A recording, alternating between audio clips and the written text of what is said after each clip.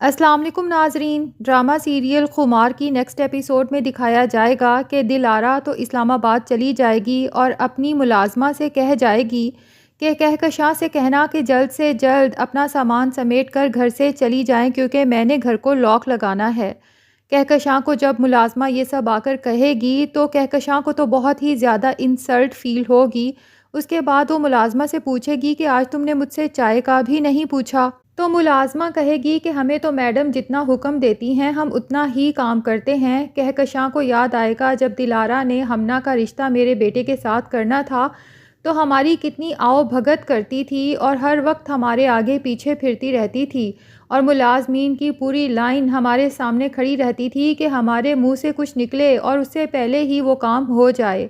اور آج جب اس کی بیٹی ہماری ساری دولت سمیٹ کر خود کینیڈا جا کر بیٹھ گئی ہے اور ساتھ میرا بیٹا بھی لے گئی ہے، تو اس کے بعد ہماری یہ اوقات ہے کہ ملازمین کو منع کر دیا ہے کہ ان سے چائے تک کا بھی نہ پوچھیں۔ بہرحال لائبہ تو کہتی ہے کہ امی آپ حریم بھابھی کے گھر آ جائیں، لیکن کہکشاں سوچتی ہے کہ حریم کا گھر وہ آخری گھر ہو سکتا تھا جہاں میں کبھی زندگی میں جانے کا سوچتی، لیکن حالات نے مجھے کہاں لا کر کھڑا کر دیا ہے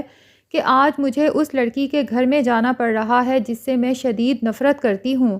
اور سوچتی ہے کہ اگر میں اس کے گھر جاؤں گی تو مجھے اس سے معافی بھی مانگنی پڑے گی، یعنی کہ اپنے تمام جرموں کا اعتراف کرنا پڑے گا۔ اس طرح تو میں فائز کی نظروں میں گر جاؤں گی، اسے میری اصلیت پتہ چل جائے گی کہ اس کے اور حریم کے درمیان میں تمام غلط فہمیاں میں نے پیدا کی ہیں۔ نہیں، میں ایسا نہیں کر سکتی، میں فائز کی نظروں میں نہیں گر سکتی۔ بہرحال اب مجبوری ہے، اسے اپنا سامان پیک کر کے کہیں تو جانا ہے، تو وہ سیدھی حریم کے گھر پہنچ جاتی ہے۔ لیکن چونکہ اس نے لائبہ کو پہلے ہی کال کر کے کہہ دیا تھا کہ تم اپنا سامان پیک کر لو، میں حریم کے گھر میں نہیں رکوں گی، میں صرف تمہیں وہاں پک کرنے آ رہی ہوں، اس کے بعد ہم سوچیں گے کہ ہم نے کہاں جانا ہے۔ لائبہ جب یہ بات حریم کو بتاتی ہے تو حریم خاموش ہی رہتی ہے، لیکن وہ کہکشاں کا سامنا نہیں کرنا چاہتی، اس لیے جب اسے پتہ چلتا ہے کہ کہکشاں یہاں آنے والی ہے تو وہ صبح جلدی اپنے آفس کے لیے نکل جاتی ہے۔ مدثر جب آفس جاتا ہے تو وہ دیکھتا ہے کہ حریم تو پہلے سے ہی آفس میں موجود ہے، جبکہ ابھی اس کا ٹائم نہیں ہوا تھا آفس آنے کا، تو وہ اسے پوچھ ہی لیتا ہے کہ آپ آج جلدی آفس کس لیے آ گئیں؟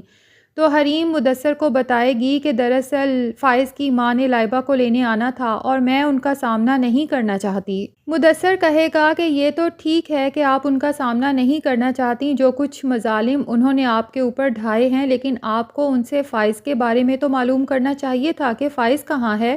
کیونکہ کتنے ہی دن ہو گئے کہ فائز کا کچھ اتا پتہ نہیں ہے۔ حریم کہتی ہے کہ فائز نے تو مجھے ڈائیورس دینے کا فیصلہ کر لیا تھا، وہ تو عین وقت پر اس کے فادر کا مسئلہ ہو گیا تو فائز رک گیا، اور مجھے پتا ہے کہ جیسے ہی فائز کو وقت ملے گا وہ مجھے اس رشتے سے آزاد کر دے گا، تو بھلا پھر مجھے اس کے بارے میں معلوم کرنے کی کیا ضرورت ہے؟ جتنی زندگی ضائع ہونی تھی ہو گئی، اب میں چند الفاظ بھی ان کے اوپر ضائع نہیں کرنا چاہتی۔ مدثر حریم کو غور سے دیکھے گا تو اسے احساس ہو جائے گا کہ یہ ساری رات سوئی نہیں ہے، آنکھوں کے نیچے ڈارک سرکل بنے ہوئے ہیں اور صاف لگ رہا ہے کہ حریم نے ساری رات روتے ہوئے گزار دی ہے، تو مدثر اسے کہہ ہی دے گا کہ آپ فائز کا پوچھ کر چند الفاظ تو ضائع نہیں کرنا چاہتی، لیکن ساری رات جو آپ نے اپنے ماضی کا حساب کتاب کرنے میں گزار دی اور خوابوں سے لڑتے جھگڑتے ساری رات گزار دی، اس کا کیا؟ حریم تو مدثر کی بات سن کر حیران ہو جائے گی کہ اسے یہ سب کیسے پتہ چلا۔ بہرحال اب کہکشاں جب حریم کے گھر کے گیٹ پر پہنچے گی تو اس کے لیے تو بہت مشکل ہو جائے گا بیل بجانا بھی، اور اس کے دل میں یہی خوف ہوگا کہ کہیں حریم ہی گیٹ کھولنے نہ آ جائے، کیونکہ وہ اس کا سامنا کرنے سے کترا رہی ہے۔ لیکن حریم تو آفس ہے، اس لیے گیٹ لائبہ ہی کھولے گی۔ لائبہ اپنی ماں کو دیکھ کر بہت زیادہ ایموشنل ہو جائے گی اور ماں سے کہے گی کہ ماں، ہم نے کتنا غلط کیا، جن لوگوں کو ہم نے عزت دی، اتنا پروٹوکول دیا، جن کو اپنی آنکھوں کا تارا بنا کے رکھا، آج ان لوگوں نے ہمیں کہاں پہنچا دیا کہ در بدر ہیں، اور جس لڑکی کو ہم نے اپنے گھر میں ذرا سی بھی عزت نہیں دی بلکہ ملازمین کی چھٹی کرا کے سارا کام اس لڑکی سے لیا، آج وہی لڑکی ہمارا سہارا بنی ہے۔ وقت نے تو سب چہروں کے اوپر سے پردے ہٹا دیے ہیں، ہمارا اپنا بھائی ریان جسے ہم ہمیشہ فائز بھائی سے زیادہ امپورٹنس دیتے رہے، اس نے کس طرح سے سارے بزنس کو تہس نہس کر دیا اور اپنا حصہ لے کر یہاں سے نکل گیا۔ مجھے تو اپنی غلطی کا اس قدر احساس ہے کہ میں سوچتی ہوں کاش میرے اندر اتنی ہمت آ جائے کہ میں حریم بھابی کے پاؤں پکڑ کے ان سے معافی مانگ سکوں،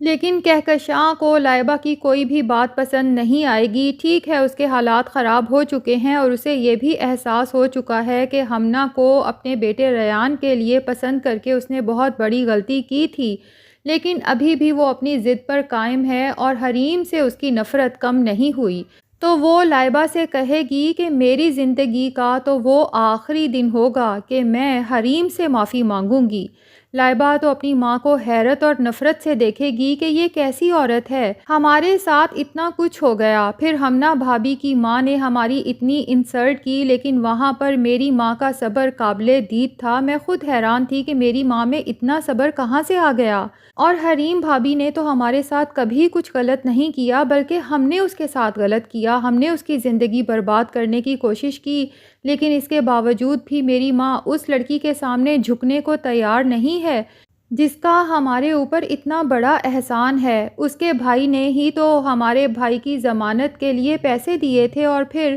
اگر حریم بھابی بروقت اس رات وہاں نہ پہنچتی تو پتہ نہیں وہ گنڈے میرے ساتھ کیا کرتے۔ اور میری ماں کی ضد ہے کہ ختم ہونے کا نام ہی نہیں لے رہی، حالانکہ ان کی نفرت حریم بھابی سے بلا جواز ہے۔ اب حریم تو یہی سوچ کر گھر آتی ہے کہ اب تک تو فائز کی ماں لائبہ کو لے کر یہاں سے جا چکی ہوگی، لیکن جب گھر میں انٹر ہوتی ہے تو سامنے ہی فائز کی ماں اسے نظر آتی ہے،